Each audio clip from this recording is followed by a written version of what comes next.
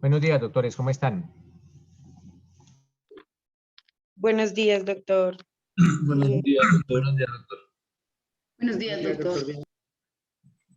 Buenos días, doctor.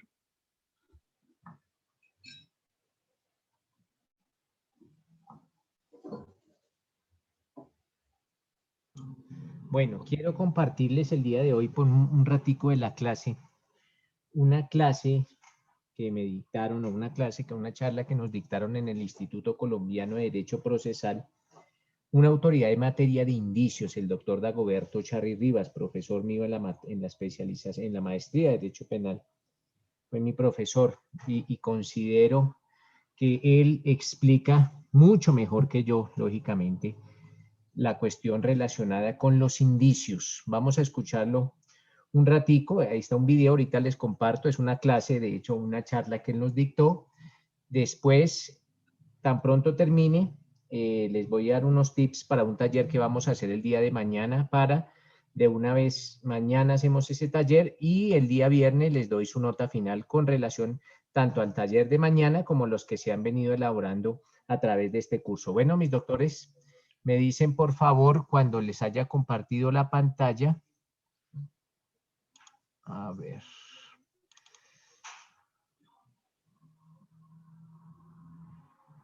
Listo. Ya, perfecto. Listo, doctor. Sí, señor, copiado.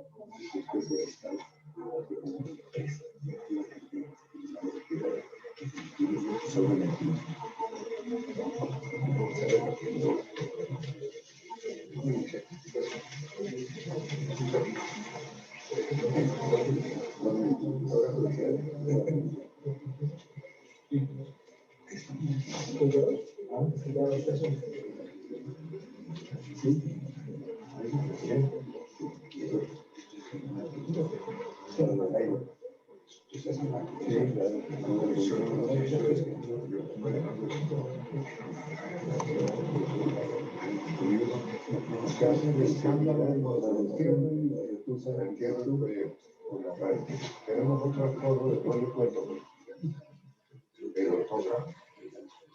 Sí, bueno, muy bien, gracias. Yo sé que no siempre el tierra es terrible. Yo amo toda esa base.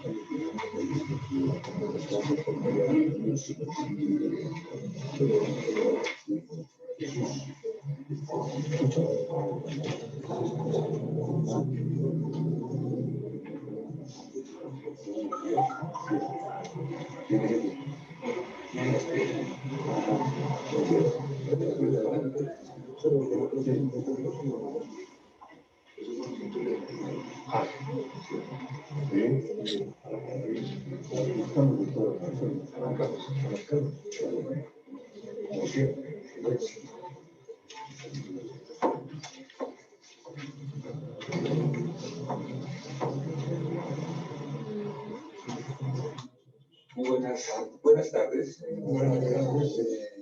Primero el doctor Jairo Parra se excusa excusa porque tiene un compromiso académico a esta misma hora en la Universidad Libre, entonces transmito la excusa que él presenta. Vamos a abrir la sesión, la jornada de hoy, y el siguiente es el orden del día. Primero saludo a los asistentes, como lo acabamos de hacer, un saludo para todos. Lectura y aprobación del acta anterior. Tercero, conferencia a cargo del doctor Dagoberto Charri Rivas. El tema, los indicios como medio de prueba.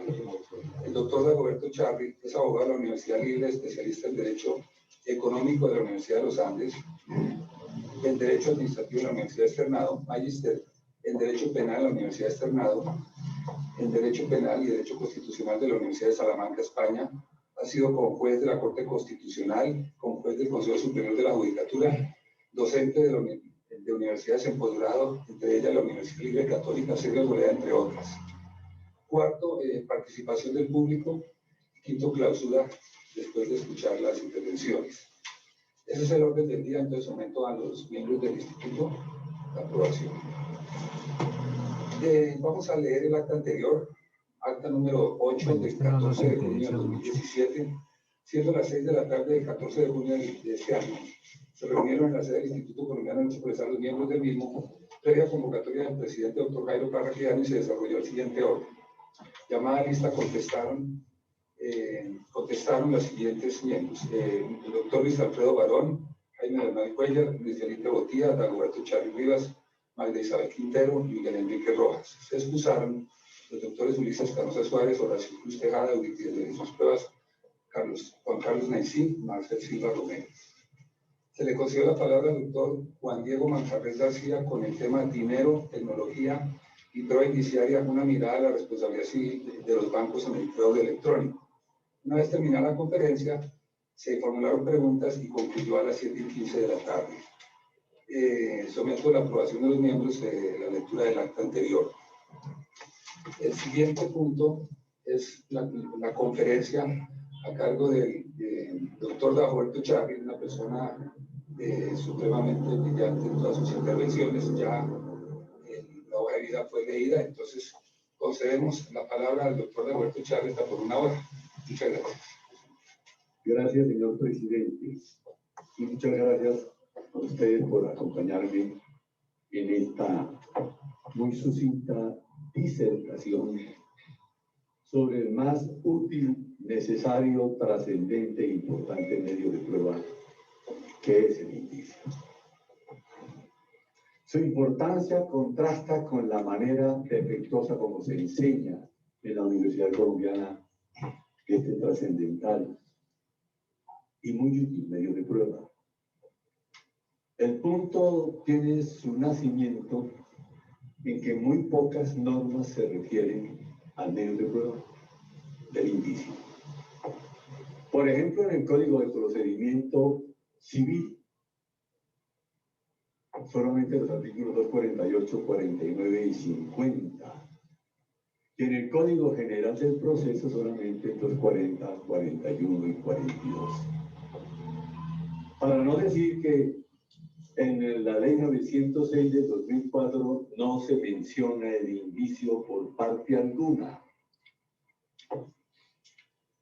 Y para recordar que la Ley 600 del año 2000, el artículo 284, 85, 86 y 88 se refieren a la materia. Es decir, que encontramos inexorablemente una contrastación numérica e indiciaria propiamente dicha en los tratados de derecho procesal, cualquiera que sea su especialidad, que se quedan cortos, mirando nosotros que, por ejemplo, en el testimonio hay una serie de normas continuadas en el tiempo que dicen a uno hasta la manera como debe lucir la corbata para poder empezar a exponer frente al juez de la República. Es tan importante y tan trascendente el medio que vamos a repartir estos documentos aquí en lugar de estarlos examinando, sino que se los lleven, porque también hemos traído para entregarles un número de 20 o 30 obras que deben conformar en la biblioteca de ustedes a partir de esta propia noche. la construcción de la concepción del indicio para que dialécticamente siga siendo lo primero, que es la justicia y la equidad. Ahí reza una cosa importante, que es una obra de Sófocles, que dirán ustedes poco tiene que ver con el derecho procesal civil o penal o laboral, no posible.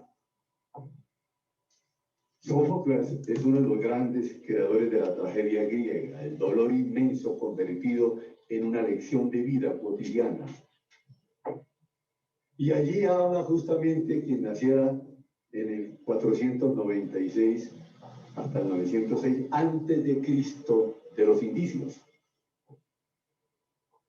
Le pregunta a Yocasta, su esposa y su madre, a la vez: si hubiera siquiera un indicio que me permitiera explicitar las razones que me asistieron para que mi padre Layo resultara asesinado por mí, yo tendría una forma de comentar estos hechos que trascienden mi vida privada. Y por supuesto esto es trascendente, y entonces allí empieza la razón y la importancia y la trascendencia del medio de prueba, que hablaremos y explicitaremos en la tarde de hoy. Todos los procedimientos del mundo hablan del indicio como medio de prueba, incluido el italiano, a partir de la cual reflexión de tipo exponencial surgió una escuela en ese país importante en materia procesal, que arranca con Eugenio Florian, Leo Rosenberg, Silvio Ranieri y una serie de autores que dijeron: el indicio no es medio de prueba, sino objeto de prueba. Ese hecho trascendió en la vida nacional. En el Código de Procedimiento Penal, al decreto 2700 del año 91, el artículo 248 decidió, por razón de un distinguido funcionario que hoy ocupa el tercer grado en la Fiscalía General de la Nación, que se eliminase el indicio como medio de prueba. ¿Cómo logró este distinguido hombre nacional tal forma de acabar con este medio de prueba? Muy fácil. Llegó de Italia, y todos los italianos vienen entonces dentro de la concepción de que el indicio no es medio de prueba, sino objeto de prueba, porque ahora miraremos dónde está el engaño filosófico y discursivo para el aspecto. Pero como era fiscal delegado ante la Corte, logró que lo nombraran en una comisión, óigame bien, de estilo, para buscar que las palabras y los verbos y los tiempos pudieran coincidir. Y entonces dijo lo siguiente: son medio de prueba, dijo él, en la comisión de estilo, y no un estilo para derruir la grandeza del indicio. ¿Qué dijo él? Son medio de prueba el testimonio, la confesión, la inspección, la peritación, los documentos. Punto seguido. Los indicios se tendrán en cuenta en el momento de valorar los medios de prueba. De ser medio de prueba lo pasó a ser un instrumento para verificar el poder disuasorio de los demás instrumentos para convencer a los funcionarios públicos.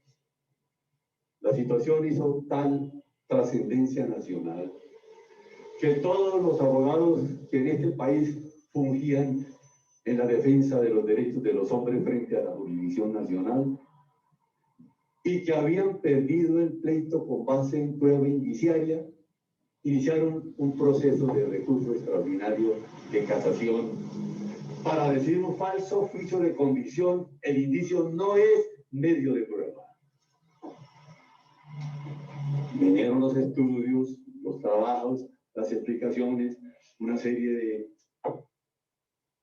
ubicación de situaciones para tratar de defenderlo, atacarlo, hasta que se produjo una sentencia de casación trascendental, histórica, visionaria, que es una sentencia del 23 de octubre del año 92, magistrado ponente el doctor Gustavo Gómez Velázquez, todavía asesor de la Fiscalía General de la Nación, después de haberse pensionado, porque es un hombre brillante, un extraordinario expositor, y dijo lo siguiente, y ahí empieza ahora sí el contenido de mi resumen.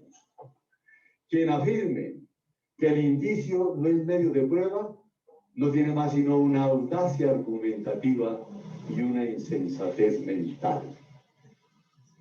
¿Qué quiere decir eso? Que no le quiso decir lo que se merecía él, sino que se lo adornó a la manera espectacular de un gran orador como el maestro Gustavo Gómez. Audacia argumentativa e insensatez mental nacida de la consideración del hecho protuberante de que en todos los códigos se trae las normas pertinentes para el indicio como medio de prueba, primero. Y segundo, muchas decisiones de tipo eminentemente provisional se toman en la jurisdicción penal colombiana en los distintos sistemas a partir de indicios graves, 2 indicios graves, dice la norma. Por manera que no era posible, ni aun con la inteligencia y la sapiencia del que venía allende las fronteras, eliminar de un tajo sobre pretexto del estilo y las formas y la concordancia, la grandeza del indicio como medio de convicción. Punto 2. ¿Cómo hicieron para liquidarlo entonces de la ley 906? Porque en la ley 600, que era el Código de Procedimiento Penal, estaba vigente el indicio. El 284, 85, 86 y 87 como medio de prueba. Pero entonces no aparece en la ley 906 el medio de prueba. Tampoco aparece la confesión. Porque quienes estaban redactando tendrían seguramente algunos otros miramientos y miramientos respecto de los medios de convicción. ¿Qué se propone en la jurisprudencia que he puesto a consideración de ustedes en vez de que la lean aquí, la tienen copiada ya? Es mirar cómo a partir de esa ley 906 de 2004, las sentencias sucesiva y reiteradamente fueron afirmando que el indicio seguía vigente y supérstite en la ley 906 del 2004. ¿Cómo se hizo para hacer esa precisión y ese alcance? Muy fácil. Se remitió primero al artículo 275 de la norma penal que dice objetos materiales de prueba y evidencia física. Y todos son indicios. Indicios de huellas materiales, que son trascendentales en la vida del derecho, cualquiera que sea la rama y la especialización. Si el indicio es una huella, una impronta, oígame bien, un antecedente que queda impreso de las actuaciones de los hombres, no podría haber ninguna conducta que se mantuviera, oígame bien, sin sanción, si este medio de prueba funcionara conforme lo prescriben las normas y la técnica. Esos indicios de huellas materiales que trae la gran división del derecho procesal y la materia probatoria tienen que ver con cosas elementales como son, primero, los instrumentos con los cuales se delinque o se transforma la realidad nacional. ¿Quiere esto decir entonces que los instrumentos son múltiples y variados porque son formas de la conducta de los hombres para violentar la principalística universal y la propia ley sustancial y material? Entonces, un instrumento, un arma, cualquiera, el veneno, cualquiera de esas formas son indicios. 2. Objetos abandonados en el lugar de los hechos. Pareciera en principio que estamos hablando solamente del indicio en materia penal, ¿no es cierto? Ahora hablaré de los 38 indicios que en materia civil permiten que el juez del circuito especializado en esta materia declare que la insolvencia de los hombres en este país artificial y artificiosa es para eliminar el pago de obligaciones que tienen contraídas, especialmente para burlar a sus cónyuges, a sus esposas, a sus concubinas, a sus queridas, a las que realizan la posibilidad de la transformación del hombre sobre la faz de la tierra.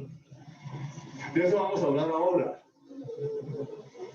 Porque en todas las áreas del conocimiento brilla con luz propia y se levanta en esto el indicio para meditar las circunstancias que permiten definir los conflictos. Volvamos entonces a los indicios de huellas materiales del 275 del Código de Procedimiento Penal vigente. 2.3. Los rastros, que no son las huellas.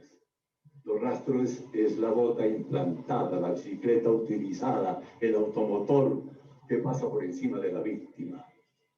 Y por supuesto los líquidos, no solamente las lágrimas, el llanto también produce un marcador genético importante, el semen, la sangre, todos son herramientas para determinar si una persona actuó o no en el escenario criminal. Y las huellas dactilares. De 7,5 millones de hombres que habitamos hoy sobre la faz de la tierra, ninguno repite su marcador desde el punto de vista de la huella dactilar.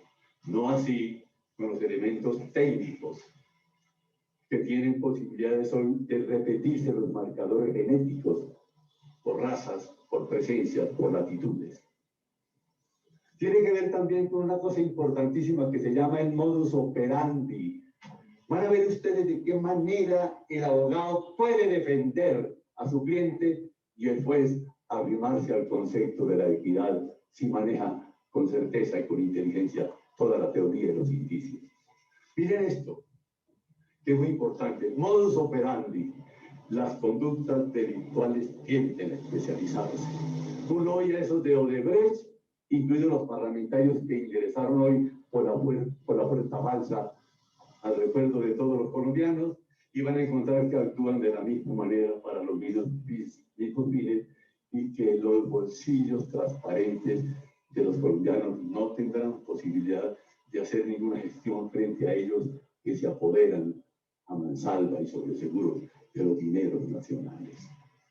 Miren eso, la manera como se robaron los dineros en la Caja Agraria en el departamento de Nariño, luego en Bogotá, luego en la costa se hacía de la misma manera por los mismos canales para recibir, óigame bien, todos los calores y las temperaturas indispensables y la luz requerida, y así operaron y se fueron especializando, al punto que, óigame, una persona que comete un delito, por ejemplo, a base de seducción de la palabra, no permitirá nunca que le digan que usó violencia, porque la inteligencia de él está por encima de la palabra, está engañando a base de maniobras, con un discurso que utiliza de manera en que el hombre entrega sus activos y sus amores a través del grupo, de la palabra misma.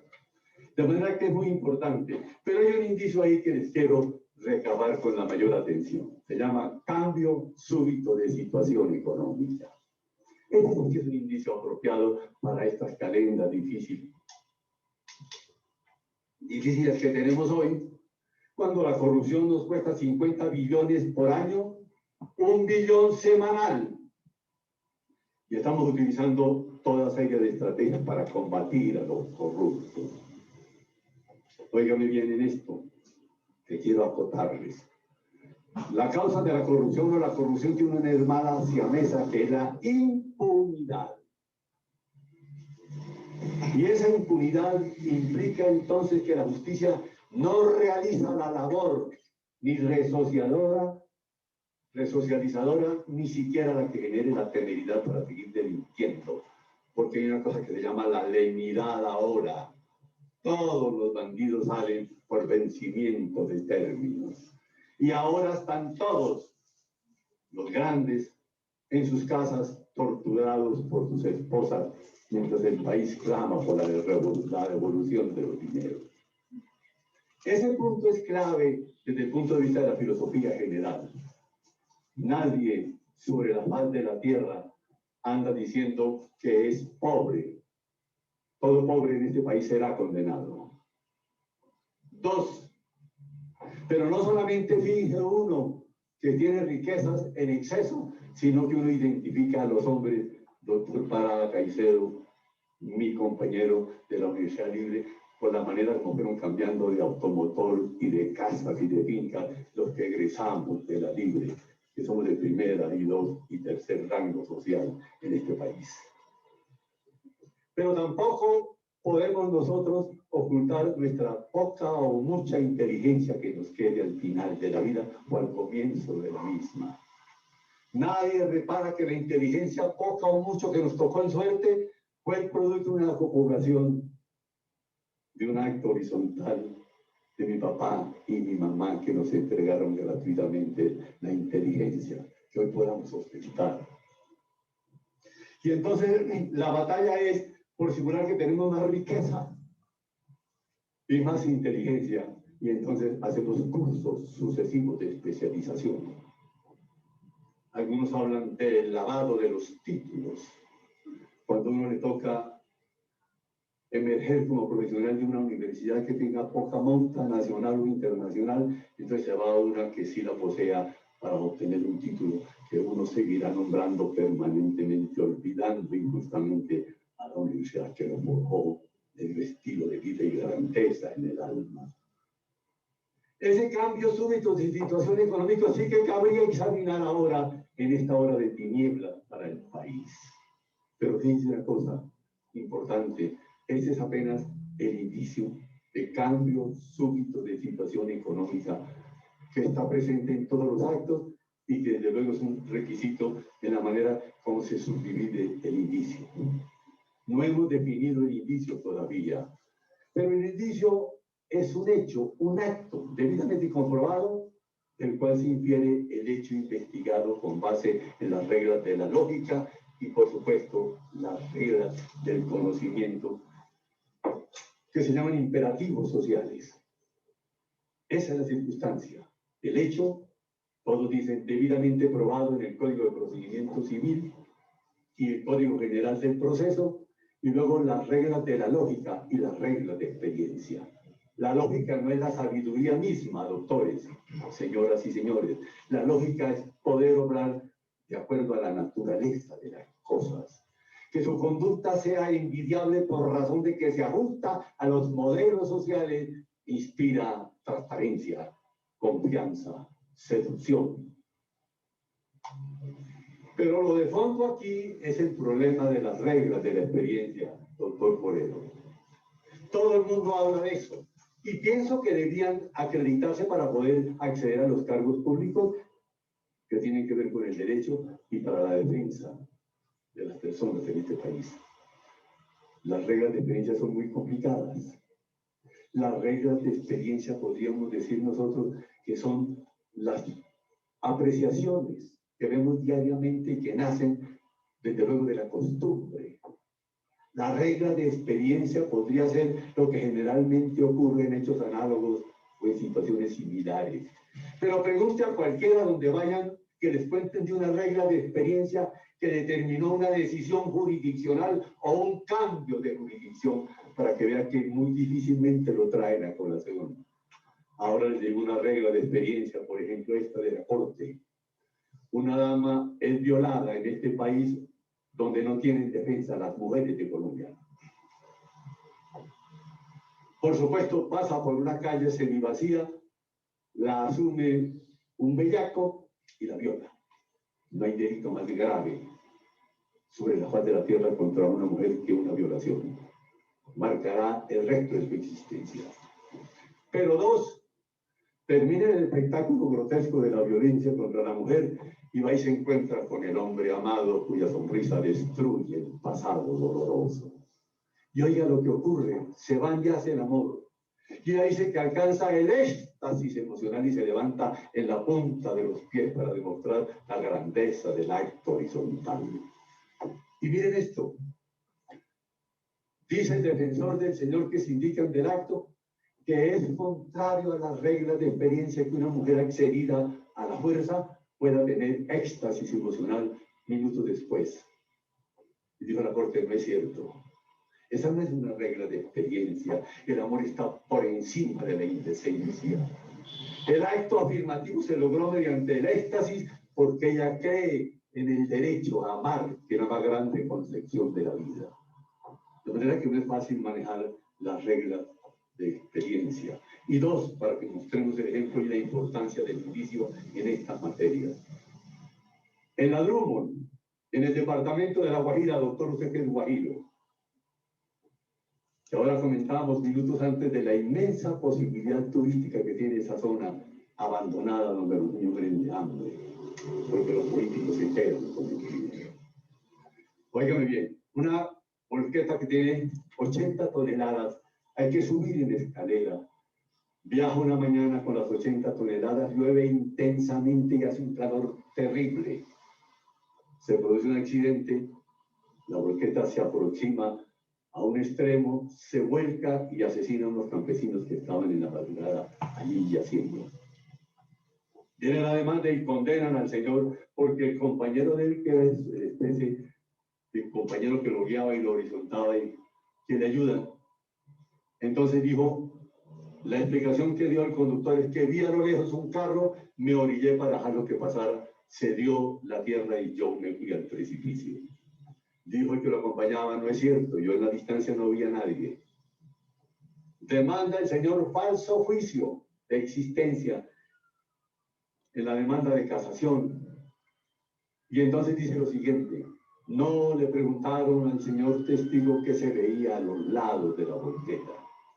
Y oiga lo que dijo la corte, allí no hay regla de experiencia violada por el juez, porque en esa temperatura, en esa distancia que se daba y con los vidrios cerrados, se hace una película que no deja ver a los lados absolutamente nada. Esa es la regla de experiencia y entonces no tenía por qué preguntársele qué se veía al lado, porque no se veía absolutamente nada. Mantuvo la casación, la condena y tuvo que pagar el señor que colocó a la gente en situación de indefensión. Esto para decir entonces que las reglas de experiencia son básicas para analizar entonces los indicios. Pero un gran problema es que el indicio es una, perdónme la grosería que voy a decir aquí, se requiere un grado máximo de ponderación, que es la forma superior de la inteligencia, para hacer conclusiones, deducciones, inferencias y conclusiones. No todo el mundo concluye, ni infiere, ni deduce. Entonces, ¿qué ocurre aquí? Que para poder crear los indicios tenemos que formar unas reglas de prevención. Por ejemplo, primera regla, no puede ser la relación y la inferencia nacida de una circunstancia puramente ocasional, puramente fortuita. Ejemplo, si yo voy caminando por una carretera adyacente al Monserrate y oigo una voz lastimera en el precipicio, no puedo dármelas de samaritano bueno e ir a mirar quién yace en su postrer gemido. Porque se me puede caer un documento que me identifique. Y a las 7 están allá los funcionarios, instructores de la Fiscalía, y dicen, aquí estuvo Dagoberto Charri, vaya captúrenlo para que explique qué hacía a las 5 de la mañana, caminando en una zona inhóspita, reconocidamente peligrosa. 2. Falsificación de los hechos indicadores. Muy grave esto. Si ustedes recuerdan cuando asesinaron, por ejemplo, óigame bien, al doctor Galán, se inventaron aquí que una persona que estaba en la calle 19, Hasbun, era artífice y actor, Jubis Hasbun, y lo metieron a la cárcel los uniformados. Salió a los 3 o 4 años con una nota importante a esta altura del día y de la grandeza de este país. Varias veces lo quisieron sacar por vencimiento de términos y dijo, no salgo, o salgo convertido en un héroe nacional porque he sido llevado a la cárcel injustamente, o no salgo. Y salió y nos tocó pagarle 3.000 millones de pesos por la privación injusta de la libertad. Pero 2, arregló seguido, murió. Y entonces nos toca pagarle ahora el dolor extremo a la viuda, que ya no miraba con buenos ojos amorosos al Jazmín o al Jazmín de que estamos hablando. Todo esto para demostrar que se pueden, óigame bien, falsificar los hechos indicadores. Y miren este ejemplo más ordinario. Yo sé que el doctor Para la Caicedo, maneja un arma de dotación oficial para cuidar su vida en Mérida. Pero que los días de fin de semana se va para la ciudad de Boyacá y entonces deja el arma, yo entro y la saco y llevo guantes. Produzco el homicidio de una persona y me llevo una camisilla del doctor, la empapo en sangre de la víctima, voy y meto el revólver que tiene las huellas del doctor debajo de la cama y llamo al CTI. ¿Quieren salir en la prensa hoy, que no han salido en los últimos 3 días? Vayan y averigüen que mató a fulano de tal, el arma está debajo del colchón y ahí está la camisilla tinta en sangre. Y el señor doctor irá a la cárcel inexorablemente. Pero sobre eso les quiero hacer una advertencia. Hay una película que presentan mucho con Harrison Ford, que los que tienen servicio de esos que los miren muchos, fugitivo. Exacto. La van a encontrar, pero además compren películas.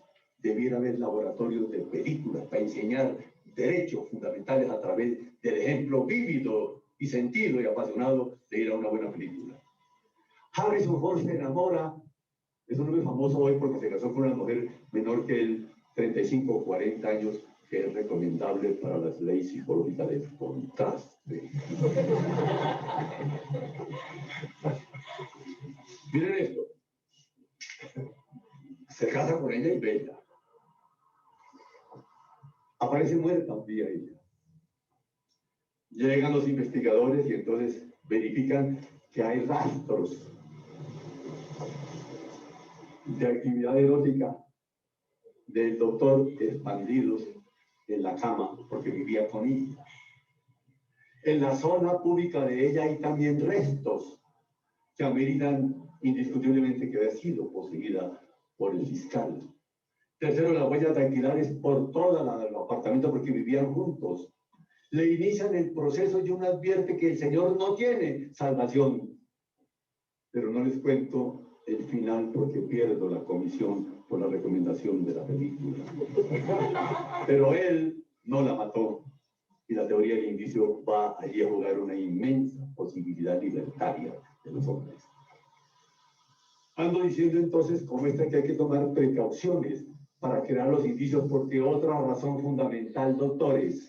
Primera, el indicio es necesaria e inexorablemente prueba indirecta. Siempre lo será. Y algunos intonsos han creído que por ser prueba indirecta, prueba menos. No es cierto. Vamos a mirarlo ahora. 2. El indicio no se practica. Óigame bien. Se construye. Y allí viene la inteligencia del defensor o del abogado constructor. Las pruebas recaudadas, hago una alegación de fondo para demostrar que esos instrumentos que son vestigios crean un indicio que puede generar la exculpación definitiva de mi cliente. O a la inversa, la condena también última. Entonces es muy importante, óigame bien, verificar que la prueba es por antonomasia, el indicio prueba indirecta. 2, los indicios se construyen, no se practican. 3, no se puede confundir, doctores y doctoras, 3 momentos o 4 de un mismo indicio con diferentes indicios para hacer una cadena indiciaria que justifique una absolución o una condena. Miremos este ejemplo, que es muy claro y muy preciso. Una persona ve salir rápidamente a B de su casa. Otra lo ve pasar por una calle distante, también apresurado, y finalmente ven a B o a al que estamos diciendo, subiendo un vehículo con mucho apresuramiento. Uno podría preguntar cuántos indicios hay aquí, y no faltaría quien dijera que son 3, no es sino uno que se llama de fuga. Pero si usted va a casación con teoría de los indicios, con el cuento de que hay cadena indiciaria, cuando son 3 momentos distintos del mismo indicio, usted habrá fracasado en casación, que de paso hago una observación. No creo que en la historia de la sala penal de la Corte de mi país se han ganado 3 o 4 procesos por el recurso extraordinario acudiendo al manejo de los indicios. Porque ahora lo que les voy a decir. Para poder manejar el indicio en casación en la sala penal de la Corte, tiene que tener en cuenta 3 elementos fundamentales. Primero, precisar el momento en que hizo eclosión o nacimiento el indicio que va a utilizar para impugnar la decisión tomada por quien, como juez, decidió condenar o absolver.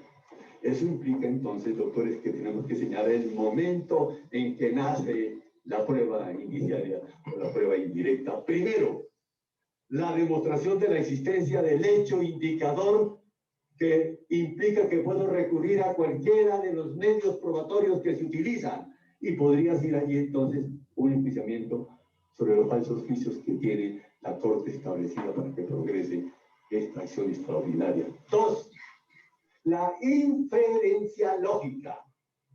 A veces hay alogicidad del juez en la inducción, o hay absurdo deductivo, y entonces no podría prosperar, pero tiene que precisar uno en qué momento ataca el indicio, si cuando nace o cuando infiere o concluye. Y tres, tiene que demostrar el poder suasorio de este medio probatorio. Si usted los une, habrá fracasado. Generalmente se fracasa porque uno no tiene la prudencia ni la enseñanza en los cursos de casación para saber en qué momento fija el ataque que es necesario confrontar para poder ganar el pleito. Seguimos hablando aquí entonces de prevenciones y calificaciones previas para poder examinar. Hay una cosa que se llama el indicio de capacidad moral.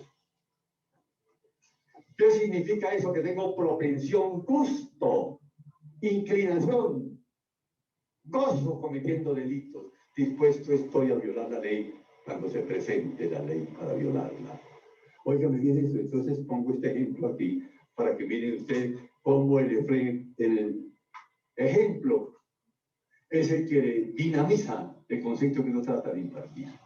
En una ciudad como la de la costa, con todos esos problemas de la luz, a las 12 de la noche se va la luz y una dama es violentada en su casa, en su cama. Cuando ella pone la denuncia dice lo siguiente, mire que estoy hablando repetidamente de sexo, porque a esta hora es agradable hablar sobre el tema. Oiga lo que pasa aquí. La niña denuncia. Observó algo en el bandido, dijo no, porque llevaba la cara cubierta. Lo reconoció por la voz, dijo, no, dijo, esta boca es mía, no la abrió. Perfecto. Muy bien. ¿Qué insinuó usted? No tengo idea, para eso le doy el dato para que ustedes procedan y espero que rápidamente establezcan cuál fue el ya. Perfecto. Primera pregunta, llega un señor donde el fiscal y le dice, ¿usted está buscando quién violó a la niña? Fulana de tal, nos digo, ¿cómo no? Estamos investigando exhaustivamente. Hasta las últimas consecuencias, que nadie sabe cuál es la última, ni siquiera la primera. Y entonces llega una persona y le dice al juez o al fiscal, según el caso, usted está investigando este hecho que es terrible, que denota una insensibilidad total en esta comarca. Pero aquí hay un tipo que tiene 4 delitos condenados por violencia carnal. Aquí están las sentencias, doctor. 248 de la Constitución, precedentes. Óigame bien, pregunto. Primero, tiene que investigarse al señor que le encanta violar las damas para no dar serenatas y no entregar regalos. 2, ¿habrá un indicio allí? Que la definición del indicio es un hecho cierto. Aquí están las 4 sentencias. Si ese indicio es grave o es leve, y por consiguiente ameritará medida de aseguramiento. Fíjense ustedes todas las posibilidades que emergen de un tratamiento como este que estamos nosotros aquí hablando. ¿Hay indicio? Hay indicio. 2, hay que investigarlo desde luego. ¿Dónde se encontraban las 12 de la noche el día en que violaron a la dama? 3, ¿será grave o será leve? Tiene que ser leve porque si fuera grave había peligrosismo. Ese señor debería estar preso todo el tiempo porque cada vez que en esa región, comarca, municipio o barrio viola a una persona, lo meten a la cárcel. Todo esto para prevenir las circunstancias en el manejo del indicio. A esta altura, déjenme los civilistas de decirles una cosa. No solamente en penal, donde más obvio el trabajo que se cumple por parte de los expertos investigadores, sino que en civil hay un libro que tienen que, si no lo tienen ya, tienen que mañana ir a buscar o a copiarse para tenerlo como un trofeo, una victoria de las mujeres de este país. Se llama La prueba de la simulación, de Luis Muñoz Sabater. Ahí en el librito que les acabo de entregar, ahí está. Son 38 indicios para meritar de manera inequívoca que la persona se insolventa para burlar sus acreedores. Primero, el prestamista, el financiero, Avariento Angulo, cualquiera de ellos. Dos, a la persona que sufre un accidente, lo primero que le dice el abogado es insolvéntese, porque le van a embargar los bienes. Y oigan esto, todo hombre que se va a separar de su compañera, inexorablemente en este país se insolventa previamente. Aquí hay muchas personas que van a ser parlamentarios de las que yo veo aquí porque tienen estilo, forma y manera y aman apasionadamente la política. Se viera una norma de decir lo siguiente: las transacciones que impliquen cambio de propiedad inmueble y de inmuebles también puede ser 1 o 2 años antes de la separación, deberán ser investigadas de oficio para que no se conculque más el derecho de las mujeres de mi país. Pero ¿cuáles son los indicios para demostrar que no tiene escapatoria, miserable? Primero, oiga, la necesitas, la causa simulante. ¿Para qué es insolvente el señor? Para no entregarle los bienes a su cónyuge. Y todo tipo que se va a separar, oiga, muy bien, aquí no hay ninguno de esos, por supuesto. Lo primero que hace es insolventarse porque la dama preferida a esta altura de la afección exige, óigame bien, antes de la entrega de la cosa, que se haga la tradición. Cuando el señor vaya, ya está totalmente insolventado. Punto 2, ahí hay una escena que todos conocemos. La dama se hinca frente al malvado. Mi vida toda te la dediqué a ti. Y se siente el tic-tac isócrono de llanto cayendo sobre el pavimento o el tablado. Luego ella se rehace, porque las mujeres son formidablemente inteligentes. Y le dice, bueno, pues si se va, se va. Y los bienes, dijo, ya los perdí todos. Y los niños, los 3, te los dejo a ti porque tú eres una mujer inmaculada. Críalos. Todo ese papel que estamos viendo aquí para significar que hay una larga enumeración, voy a enumerar 4 o 5, porque avanza la hora. Primero, la afección. Uno se insolventa con una persona que se hace cercana a uno. O sea, no le entrega sus bienes y su patrimonio de 20 o 30 años en una lucha constante y persistente al primer tipo que pase frente a su casa. Una persona cercana a uno. 2, la noticia. Óigame bien esto. Yo le cuento al señor o a la señora lo que vamos a hacer, para que ella entienda que tiene que regresarme los bienes, que no se va a quedar con ellos. 3, el carácter y el hábitus que el tipo está enseñado a insolventarse, ahora que también los no comerciantes podemos insolventar, para no pagar. Hay una cosa que se llama la interposición, cuando existía la prohibición de que entre los cónyuges se dieran bienes o se vendieran bienes, porque se anulaban, ahora no. Entonces buscaban un tercero para hacer la interposición y poder garantizar. Oigan bien eso a mí. Tercero, una cosa que se llama la subfortuna. La dama hizo la reina de belleza, que ahora es promotora de una candidatura presidencial, dijo que había comprado un bien por 1.000 millones de pesos perfecto, en buena hora. Su belleza así lo cotiza. Valga, lo que pasa es que tendrá que decirle el instructor, el juez civil, muy bien, 1.000 millones de contado, yo como no he contado este doctor. ¿Dónde los tenía depositados, mi querida reina? No sería debajo de la cama, porque hubiera muerto asfixiada. Nada corrompe más los pulmones que el olor del dinero, porque es el estiércol de las bestias, dice la Biblia. Aquí estamos hablando es con Biblia en mano también, no solamente con código. Y entonces, óigame bien lo que dice. Digo, no, yo los tenía repartidos, mamá tenía tanto, y estaba contando un cuento a ella para demostrar que no es cierto que pagó 1.000 millones de contados. Cuénteme, qué actividad productiva, no reproductiva, su señoría ejercía. No, pues, no era una cosa muy importante, iba echando unos cuentos, que la cooperativa allá en el barrio, un poco de cosas de esas que no demuestran absolutamente nada, sino que no tuvo nunca la plata. Pero vayamos a lo del precio. Precio un bilis, precio irrisorio. La cosa que vale 1.000 millones la ponen por ciento, que pagar impuestos y no hay compraventa real. Precio, oígame bien este, confesus, declaro que recibía satisfacción los 1.000 millones de pesos de la reina. Y precio diferido, me paga en 150 años la plata que le presté para comprar la finca de contado. Todos son hechos que, examinados con una inteligencia normal, uno encuentra que no son posibles. Pero además hay una cosa que se llama la compensación ahí mismo, como indicio grave. Y a usted le pagaban 1.000 millones o 35 o 40 millones por andar promocionando este candidato, y no solamente por la promoción, yo llegaba bien vestida y decía, aquí viene El Salvador próximo de Colombia y de América. Él refleja todo el estado de ánimo de los 49 millones de colombianos que merecen lo mejor todavía.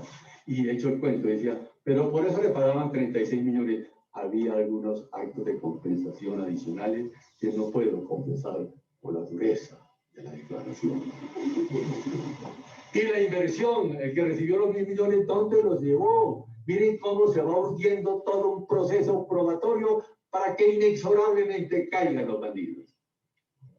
¿Dónde metió? ¿En qué banco? ¿En qué institución financiera depositó los 1.000 millones? Llevamos ahí 10 indicios ya. 11. La retención posesión. El que compra un bien, lo primero que va es a recibirlo. Se va con su familia, ese día se lleva a su señora, la retrata frente a la portada de entrada de la casona nueva. Y de ahí le cambia el nombre. Antes se llamaba El Último Esfuerzo, ahora se vaya Villa Inocencia o Villa María. 2. El tempus y el locus. El lugar es el más distante del pueblo donde vive para que no se sepa. Y el tiempo es el último minuto de las 5 de la tarde, al que el secretario dijo, lo espero hasta esa hora, porque el lunes paso ya la orden del barrio y secuestro de bienes. La insidia, indicios que vemos todos los días, porque una cosa que les quiero advertir, en el indicio no hay nada artificial. El indicio es la vida misma elevada a norma. Todo lo que estamos diciendo aquí ocurre, pasa y lo sabemos. El silencio. Del silencio depende el éxito. Pero luego hay una cosa importante que llama la preconstitución. Miren la belleza del libro de Luis Muñoz Sabaté.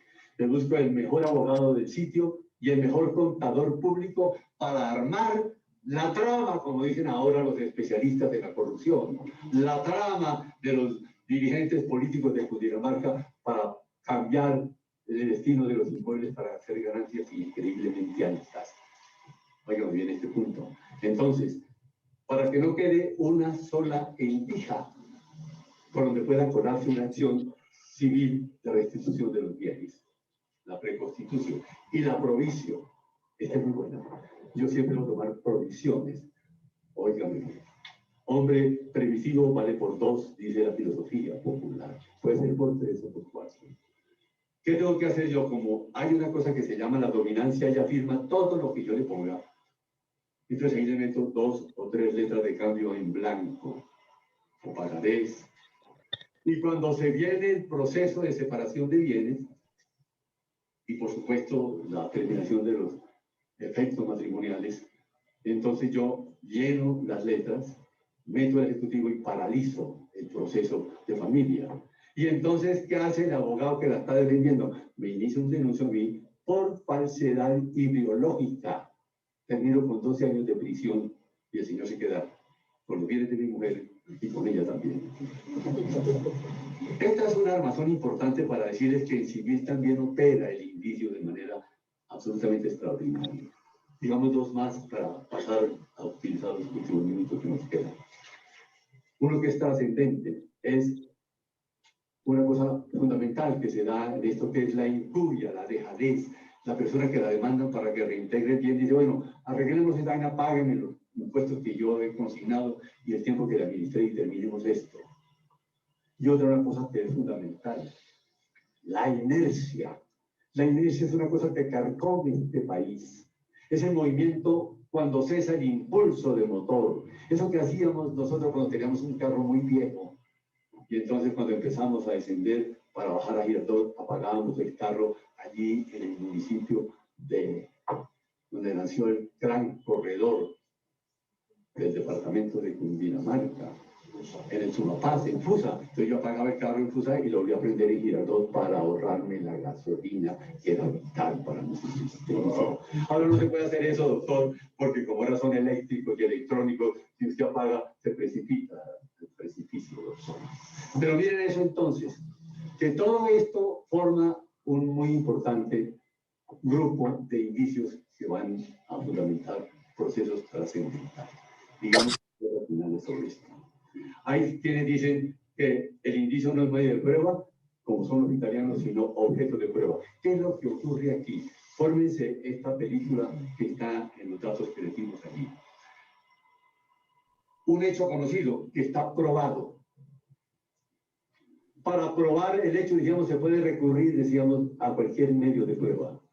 Pero después va la diferencia lógica, luego va las reglas y finalmente el hecho discutido o hecho que está siendo materia de averiguación. ¿Qué es lo que confunden los italianos? Un hecho con la totalidad.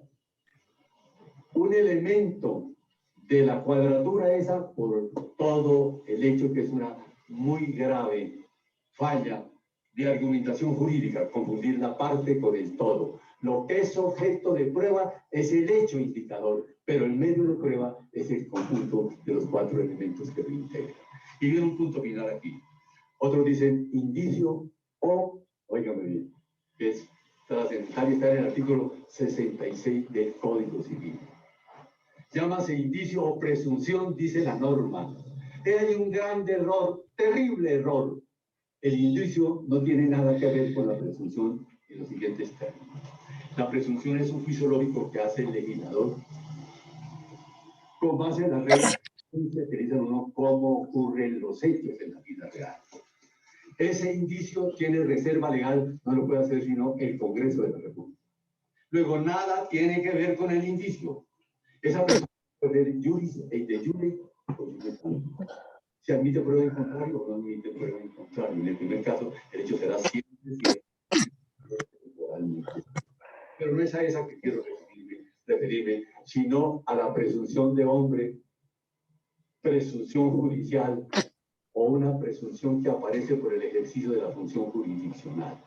Cuando el juez dice, el señor fue autor del homicidio que aquí se investiga, hace una presunción, él, el hombre, el juez, para finalmente dirimir el conflicto. De manera que esa presunción tiene algunos símiles que ver con el indicio. Miremos esto. Cuando yo voy a crear el indicio, que es un prius, yo creo un indicio porque el arma homicida, dijo balística, es una AK-47. Démosle dignidad ahora por motivo de la paz. AK-47. Perfecto. Y entonces allanamos al sospechoso y ahí está el AK-47. Con el tiro disparado que dice balística fue que produjo la muerte. Yo tengo la obligación de pensar que probablemente ese es el autor del homicidio. Esa es una presunción de hombre, la presunción judicial. Pero es un plus, es para poder adelantar la investigación contra la persona que guarda el fusil. Pero cuando yo termino el proceso o el incidente o la excepción, vuelvo a valorar pruebas. La función del juez es valorar las pruebas, determinar su poder suasorio, dice la fórmula que hemos citado aquí. Entonces el juez valora las pruebas y dice, los testimonios, los indicios, vuelve a valorar todos los medios de prueba, incluido el indicio. Me convencen y por consiguiente condeno al señor a 55 años de cárcel. ¿Qué pasa aquí? Que la segunda valoración de la prueba y la segunda inferencia que hace el juez es un posterius, cuando acaba el proceso o el incidente o la excepción. Pero son iguales la que hace el juez en el prius para abrir investigación que la que hace el juez cuando valora las pruebas. lo induzco, le imputo este delito porque usted tenía guardada el arma, porque tenía el reloj del señor muerto, porque tenía el título de valores, porque lo vieron esperándolo sentado y dejó la huella sobre el bien, porque tomaba agua mientras tanto o gaseosa, le sacan la impronta científica que corresponde al señor y porque le dio 5 millones a un testigo que lo vio para que se fuera del país. Carga dinámica de la prueba esta. De manera que todos estos aspectos nos están dando a conocer a nosotros la inmensa importancia que tiene el indicio. Óigame bien. Punto 2. Si hubiera reinado de las pruebas aquí donde alguien, debió ser ese Raimundo Angulo, yo no sé cuál, se inventó el reinado de todas las mujeres. Usted no puede ser reina porque usted hizo esto y esto, pero usted sí porque es amiga mía, porque algunos influjos que vienen de esa región así lo integran. Pero hablan de prueba reina, no hay un reinado de la prueba que yo sepa todavía, doctores. Quien tenga una nota juiciosa sobre el punto, le ruego interrogarme para precisar el concepto. No hay reinado de la prueba. Pero si hubiera algún día con Raimundo a la cabeza una pasarela de pruebas, el indicio diría adelante por siempre, luciendo sus galas y su espectáculo sensacional de inteligencia y de prudencia. De manera que esto para decirles que no hay reinado de las pruebas, pero pueden inventarse. Punto final para que pasemos a preguntas y respuestas. Les ruego a todos interrogarme. Esto va a ser muy breve, pero el interrogatorio me fuerza a ahondar en ciertos temas. Quiero decirles finalmente este punto, que es clave en esta situación que estamos viviendo. Los indicios no son fáciles de manejar, como he dicho, requieren una muy especial formación en esta materia. Y tiene uno un problema final que es cuando llega la batalla en civil o en penal o en laboral a enfrentar, tiene que hacer una presentación ante el juez. El alegato de conclusión, usted va a convencer, oiga, a conmover, a seducir, así sea dama, el funcionario de la rama jurisdiccional. Entonces se empina, se levanta, mira fijamente a la concurrencia y lenta pero perceptiblemente va levantando la mano para decir, señor juez, vengo a defender a este grande hombre de una inmensa ignominia. En ese minuto tiene que pensar en varias cosas. Allí. Primero, la naturalidad con que usted cuenta el cuento que le contó su cliente. Aquí hago una observación final. Todo cliente que llega a la oficina de uno es reticente para contar los hechos. Entonces hay una frase bellísima del derecho italiano. Le dice Francesco Carneluti a su cliente que está ahí tratando de envolverlo y da vueltas y revueltas. Y le dice, a mí dígame la verdad, que decirle mentiras al juez, y eso me encargo yo. Aquí hay que tener esa claridad con ustedes para que no nos digamos mentiras. Pero mire, fuera del tono, la persona que no tiene derecho usa un tono magnífico, que se me pague, que se me llame a acordar, que hagamos aquí unos puntos de convergencia. 2, una conducta que puede ser oclusiva, omisiva o excitativa. Y excitativa es sin X, para que no nos vayamos a sobrepasar. Pero además puede ser mendaz y puede ser discriminante. Toda una teoría del derecho probatorio para poder sacar avante mi tesis montada sobre indicios. Muchísimas gracias y espero sus preguntas.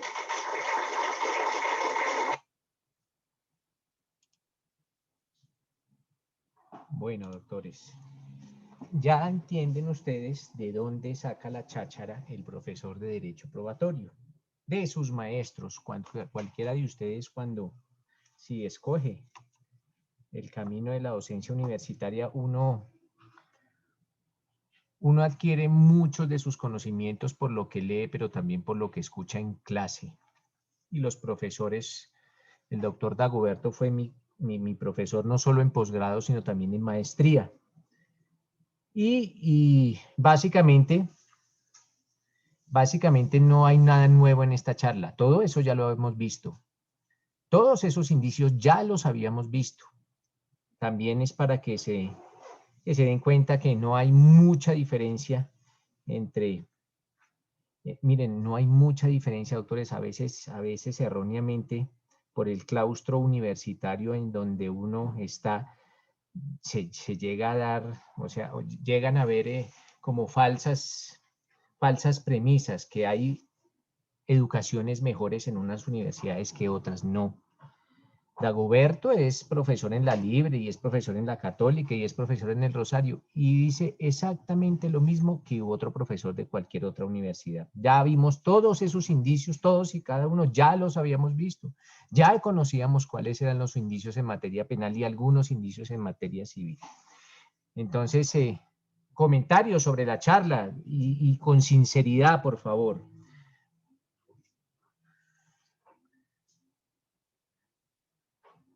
¿Ninguno?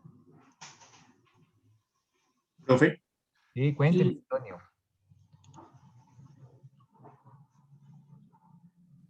profe, bueno, es que me surgía aún la duda cuando el profe mencionaba en el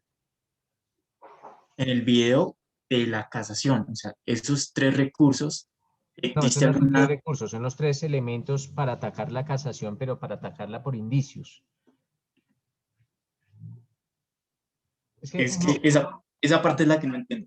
no, porque es que ustedes todavía no lo saben. En casación, en recurso extraordinario de casación consagrado en los artículos 180 y siguientes del Código de Procedimiento Penal, es un recurso extraordinario. Y es un recurso extraordinario, ¿por qué? Porque es un recurso técnico, le llaman el recurso de los dioses a la casación. Por eso una casación vale lo que vale. Hay uno de los hierros que se utiliza en casación que se llama el error de hecho por falso raciocinio. Y el error de hecho por falso raciocinio hace alusión a que el indicio estuvo mal construido, a que la prueba con la cual se condenó estuvo mal construido. ¿Y por qué estuvo mal construido? Porque el juez no valoró no construyó el indicio como se debía haber construido. O sea, alguna falla hubo, ya sea en el hecho indicador, en el nexo lógico o en el hecho indicado. Alguna falla hubo en alguno de esos tres elementos del indicio. Sin embargo, como en casación no solo se necesita tener la razón, no, en casación se necesita dos requisitos. Primero, tener la razón y segundo, hacer la demanda con la técnica debida. Ustedes pueden tener toda la razón del mundo, pero si en sede extraordinaria de casación no hacen la demanda con todas las formalidades y con todas las reglas, por eso es un recurso extraordinario, la casación se pierde. Y lo que nos indica el maestro Dagoberto Charri Rivas es que cuando uno va a atacar una sentencia en casación porque el indicio quedó mal construido, pues básicamente tiene que indicarle a la Corte, primero, cuándo nació el indicio, cómo nació ese indicio, cuál es el hecho indicador, cuál es el hecho cierto o cuál es el hecho conocido. Segundo, cuál fue la inferencia razonable o cuál fue el nexo lógico. Y tercero, ¿qué grado de convencimiento tiene ese indicio? Grado de convencimiento lo llama el maestro Dagoberto poder suasorio. Eso es el poder de convencimiento. Poder suasorio quiere decir poder de convencimiento. Si Antonio es un juez y tiene dos pruebas iguales, dos testimonios, y uno lo convence más que otra, entonces técnicamente se denomina que una prueba tiene más poder suasorio que la otra. Eso es el poder suasorio, el poder de convencimiento, lo que lo convence al juez. Entonces, en sede de casación se debe indicar a partir de esa estructura de cuándo nace el indicio, cuál fue el nexo lógico y cuál es el poder de convencimiento del por qué el juez se equivocó. Pues básicamente, aunque ya ustedes en su especialización o en su maestría de derecho probatorio o de casación penal o de derecho penal, pues ya lo mirarán con mucho más profundidad, Antonio. Listo, Listo. profe, gracias. Vale. ¿Qué voy a hacer ahora, mis doctores? Les voy a enviar, denme un minutico, les voy a enviar la sentencia que tiene que quedar para el día de mañana. Les voy a pedir el favor que me concedan 5 minutos y ya la subo a la plataforma y ya la envío al grupo de WhatsApp. ¿Listo? En 5 minuticos concédanme, por favor. Listo, doctor. Sí, señor.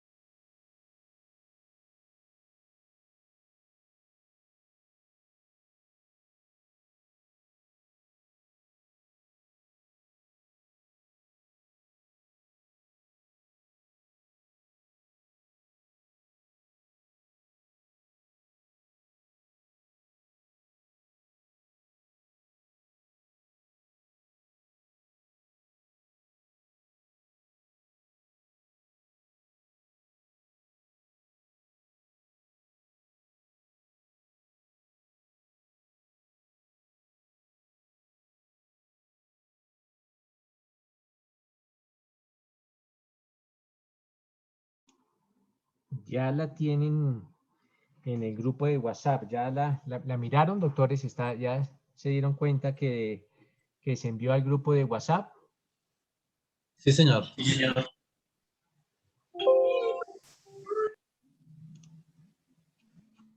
Entonces, esa sentencia es un poquito larga, pero debe quedar leída para el día de mañana. Esta sentencia nos habla sobre varios aspectos en derecho probatorio penal.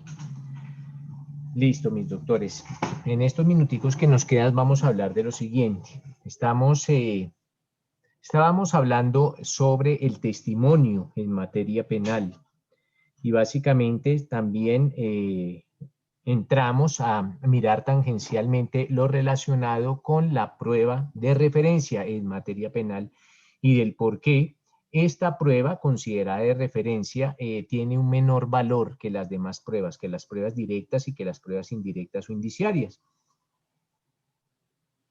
Indicábamos, doctores, que la prueba de referencia, en lo que atañe al testimonio o la declaración de referencia, es esa declaración que se realiza por fuera del juicio oral.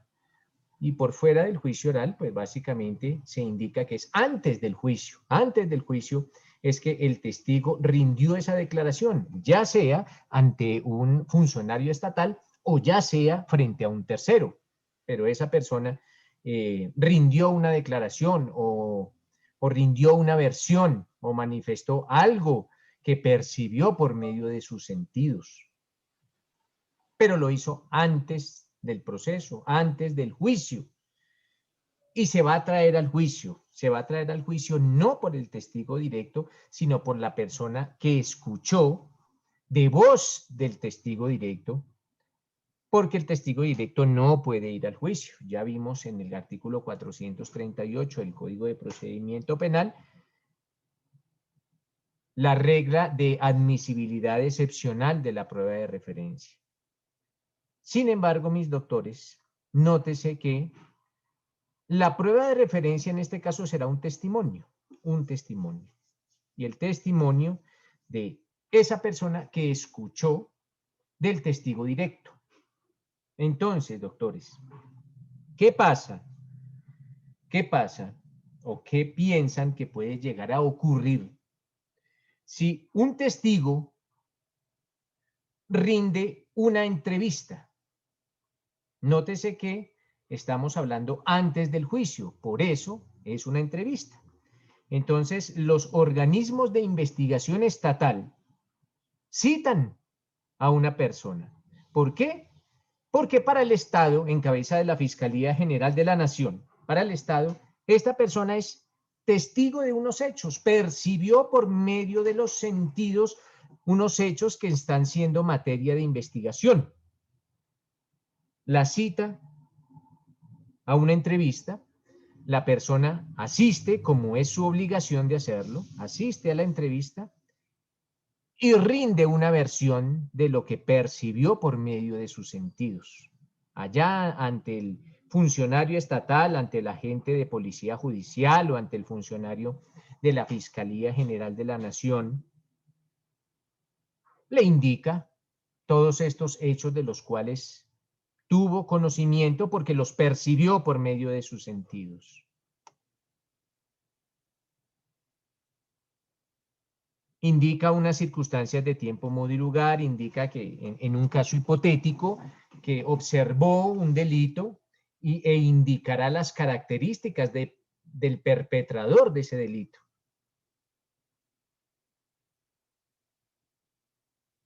Llegado el día del juicio, ya cuando ese testigo tiene que asistir a la audiencia de juicio, se cita, la Fiscalía solicita el decreto de este testigo, llegado el día del juicio, el testigo asiste y le empiezan a hacer unas preguntas. Las preguntas, pues básicamente van a indicar qué fue lo que observó. ¿Qué puede pasar, mis doctores, si el testigo empieza a indicar cosas completamente distintas a las que había manifestado inicialmente en la entrevista? Por ejemplo, indicará que el perpetrador del delito, el delincuente, tenía chaqueta roja y jean. Eso lo dijo en la entrevista. pero en el juicio dice que tenía buzo y pantaloneta. En esos casos, podrá utilizarse, ojo, podrá utilizarse esa entrevista que rindiera el testigo meses o días o años antes, o solo se tendrá en cuenta su versión rendida en juicio oral, partiendo de la base, mis doctores, que en derecho penal, prueba es aquella que se practica única y exclusivamente en el juicio. Acuérdense, mis doctores, que en derecho penal solamente es prueba la que se practica en el juicio, solamente es prueba. Todos estos actos de investigación serán considerados, o lo que ustedes denominan, elementos materiales probatorios, evidencia física o información legalmente obtenida, pero no son pruebas, no pueden ingresar al proceso. Solo lo que ingresa al proceso es lo que se practica el día del juicio, antes no. Entonces, doctores, ¿qué puede llegar a acontecer en estos casos? ¿Se podrá traer esa entrevista que rindiera el testigo con una fecha anterior? Cuéntenme, ¿qué opinan al respecto, doctores? Los escucho.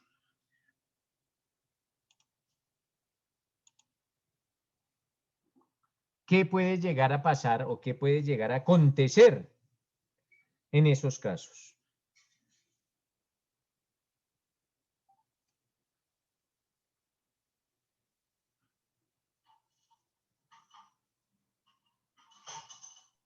Doctor, en este caso, la contraparte puede alegar que el testimonio puede ser nulo, ya que el testigo no goza de credibilidad al cambiar las versiones. Claro, Beder, pero la pregunta no es esa. La pregunta es si se puede utilizar la declaración anterior que rindiera el testigo. Ojo, si se puede utilizar esa declaración anterior. Entonces, esa declaración anterior que rindiera el testigo podrá utilizarse en el juicio oral. No, señor, no se podría utilizar, porque fue practicada fuera del juicio. Entonces, miren, doctores, que acorde con los que nos dice Beder, y tiene parcialmente la razón, sí, claro que sí, esa declaración que rindiera esa persona ante los organismos de policía judicial se rindió antes del juicio, antes del juicio. Sin embargo, obsérvese que la fiscalía en este caso, estaba confiada en que se iba a plasmar algo similar a lo que indicó el testigo en su inicial versión. Y oh sorpresa, el testigo cambia su versión, o en ocasiones el testigo se retracta, ni siquiera la cambia, sino incluso retracta. Si bien es cierto, mis doctores, lo que nos dice Beder es cierto, que esa versión se rindió antes del juicio oral,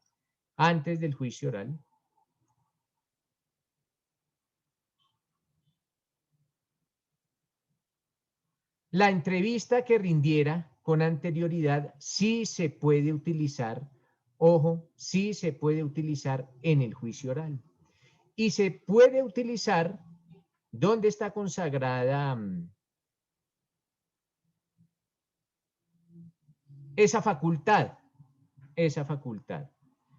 Leamos, por favor, a alguien que nos lea el artículo 393, ojo, 393 del Código de Procedimiento Penal, Ley 906 del 2004. 393, por favor, 393.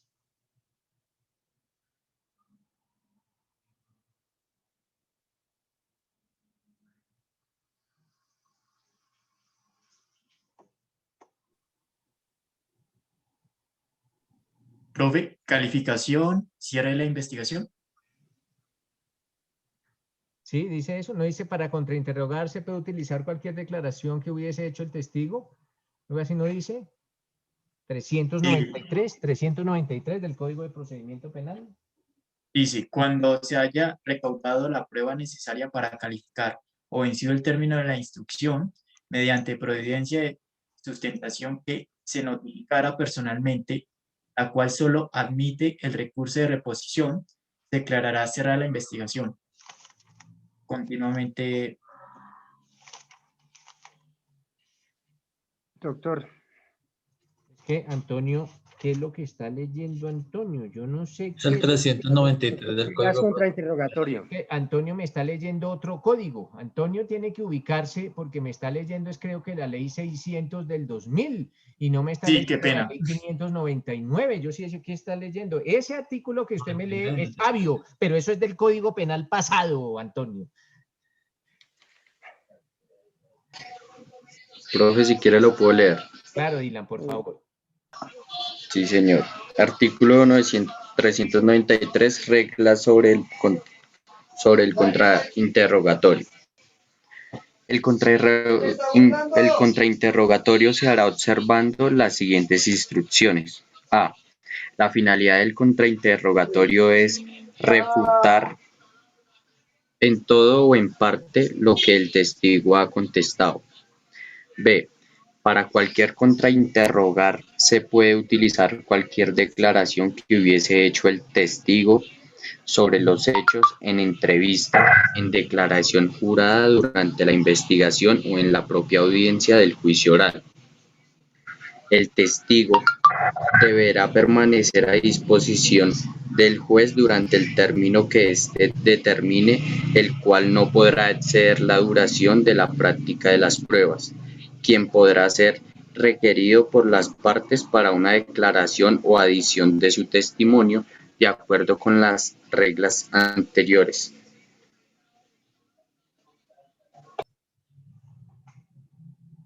Listo, mis doctores. Entonces, nótese que en el literal B, que nos acaban de leer, dice que esas declaraciones pueden ser utilizadas. Las declaraciones dice, para contrainterrogar se puede utilizar cualquier declaración que hubiese hecho el testigo sobre hechos en una entrevista. O sea que así la entrevista hubiese sido rendida con anterioridad al juicio oral, esa entrevista sí se puede utilizar en el juicio. Y si lo va a utilizar la parte que trae la prueba al juicio, pues básicamente lo hará para refrescar memoria. ¿Por qué? Porque en ocasiones, mis doctores, las entrevistas se realizan mucho tiempo antes de la celebración del juicio oral. Y uno no recuerda cuáles fueron los aspectos que indicó en una entrevista que eventualmente se pudo llegar a haber realizado años antes. Entonces es bueno que la parte le ponga a uno de presente la entrevista para que uno la lea mentalmente y refresque su memoria. Pero en el caso en que el testigo empieza a cambiar su versión, pues la contraparte podrá utilizar esa entrevista para minar la credibilidad del testigo, para indicarle al señor juez que ese testimonio no es creíble, lo que le repito, se denomina minar la credibilidad, o como lo indica el maestro Dagoberto, para minar el poder suasorio o atacar el poder de convencimiento de esa prueba.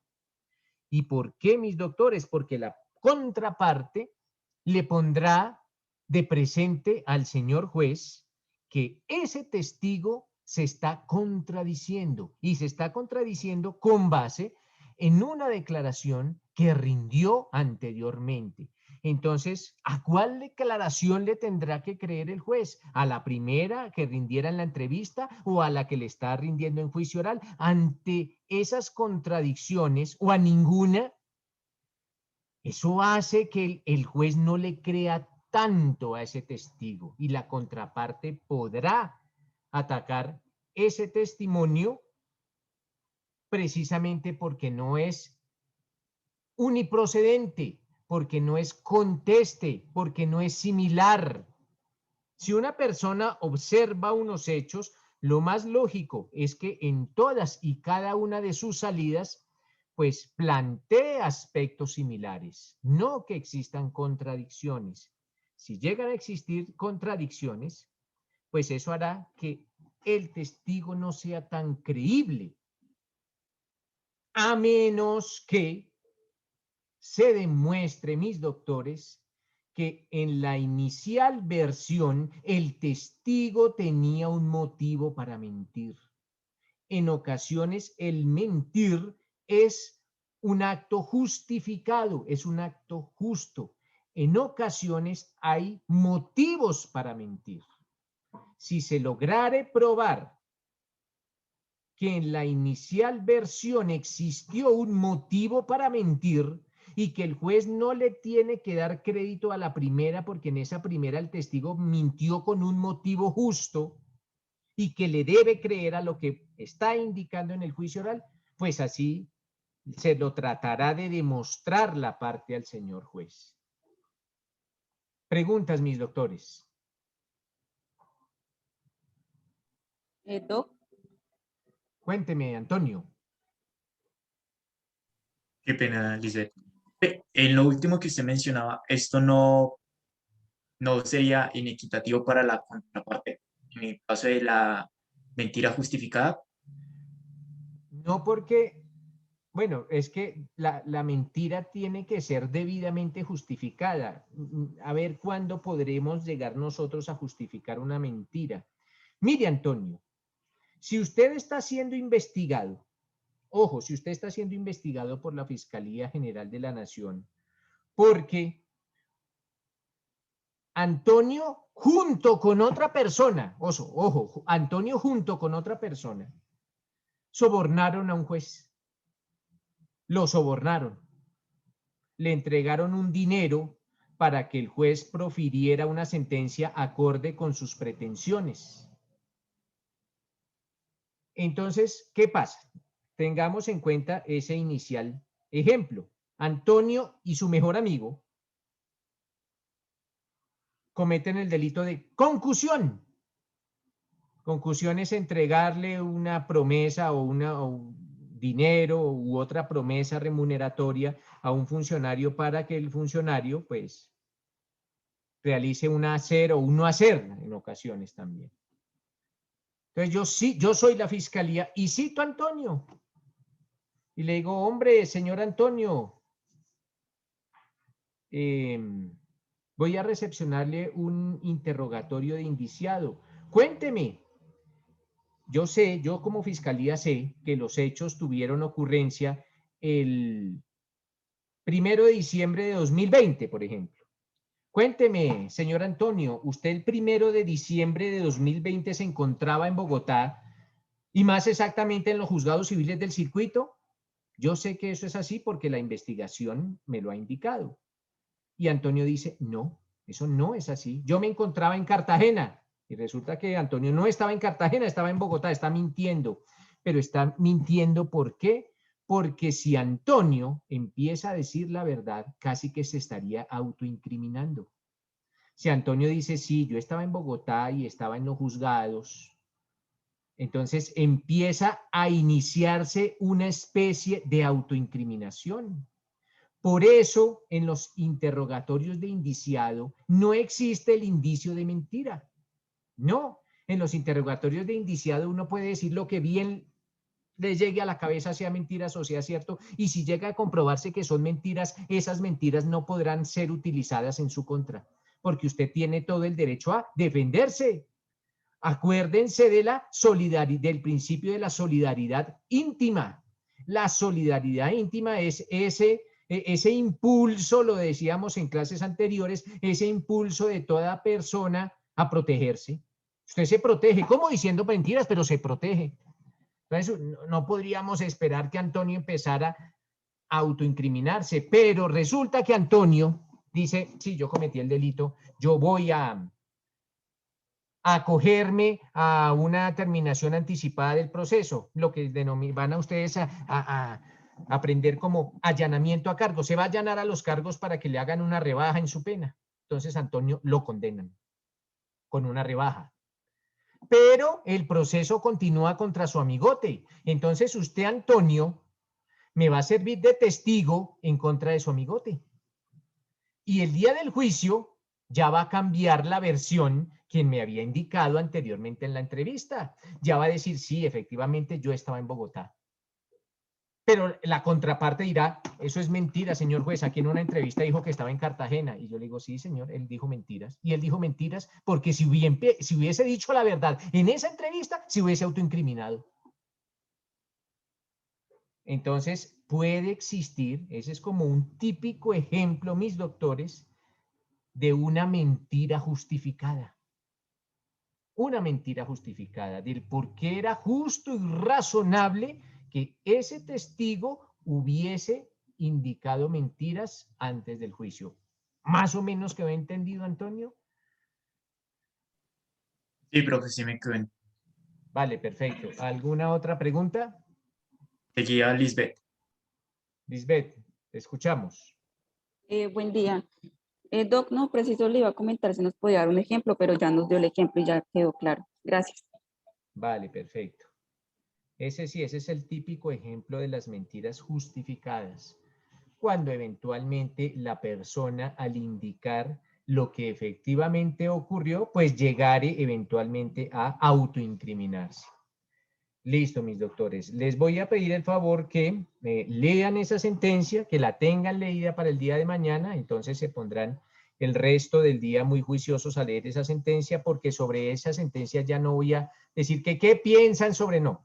Les voy a preguntar algo muy específico que está consagrado en esa sentencia. Ya la pregunta no va a ser su punto de vista, sino un aspecto puntual y específico que está consagrado en esa jurisprudencia. Entonces, de una vez ya saben más o menos cómo va a consistir y va a ser la última nota. Lo vamos a hacer el día de mañana y pasado mañana vamos a resolver lo inherente a las notas finales y será la clausura de este módulo. Muchas gracias por su asistencia. Les deseo un feliz resto del día y que la pasen bien, mis doctores. Gracias, doctor, muy amable. Hasta mañana, doctor. Gracias, doctor. Que tenga buen día. Buen día, Doc. Hasta luego, profe.